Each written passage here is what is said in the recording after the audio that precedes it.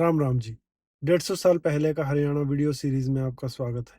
आज मैं आपको बताऊंगा कि उस समय के भ्रष्टाचार और दोहरे टैक्स का लोगों पर क्या प्रभाव पड़ता था। इन दोनों चीजों की वजह से गांव वाले धरती पर भटकने वाले बन गए। अगर कोई दो गांव टैक्स नहीं भर पाते थे तो उन दोनों गांवों को मिलाकर एक अलग राशि उनसे वसूली जाती थी। जो उस समय की टैक्स रिपोर्ट थी वो ऐसी टिप्पणियों से भरी हुई थी कि यह गांव पूरी तरह उजड़ चुका है, आधे गांव वाले भाग गए हैं, इस गांव में गिनती के दो चार परिवार बचे हैं।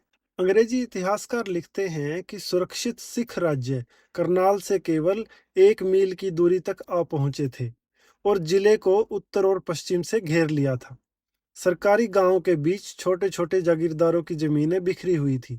दोनों ही हमारे शासन से परेशान होकर अपने घरों से निकले लोगों को खुलकर स्वागत भरपूर खेती की जमीन और हमारे मुकाबले हल्की शर्तें पेश करते थे। उस समय गांव छोड़कर चले जाना एक आम बात थी। एक मामले में कलेक्टर ने यह कहा कि गांव की जमीन का मूल्यांकन करने से 18 महीने पहले उसकी माप करना बेकार है, क्योंकि एक साल गांव की हालत में बहुत बड़ा फर्क ला देता है। 1837 तक यदि लोग अपनी जमीनें छोड़कर चले जाते तो उनकी गैर मौजूदगी की घोषणा की जाती, और अगर वे 1 महीने के भीतर नहीं लौटते तो उनकी सारी जमीनों के अधिकार सरकार में समा जाते, जो तुरंत उन्हें किसी और को दे देती थी। जो गांव भागे हुए किसानों को छिपाते और उन्हें अपनी जमीन जोतने देते, उन पर जुर्माना और कैद दोनों लागू होते थे। भैंसवाड़ गांव, जिसका मूल्यांकन 1148 रुपये था, उस पर 288 रुपये का बकाया था, जिसके कारण उसे बेच दिया गया और कर्नल स्किनर ने इसे 146 रुपये 5 आने 6 पाई में खरीदा। उस समय की अंग्रेजी सरकार की चिट्ठियों में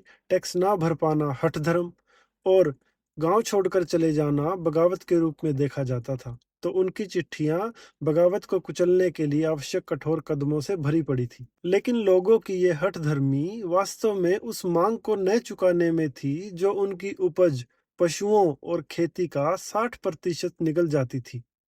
जेल के डर से भागने के बाद भी उनकी मातृभूमि, जो भारतीय किसान के लिए धरती पर किसी भी चीज से ज्यादा प्यारी होती है, उन्हें वापस खींचती थी। तो ये थे उस समय के भ्रष्टाचार और दोहरे टैक्स के लोगों पर प्रभाव। अगर आपको भी इतिहास में झांकना अच्छा लगता है तो जुड़े रहिए मेरे साथ।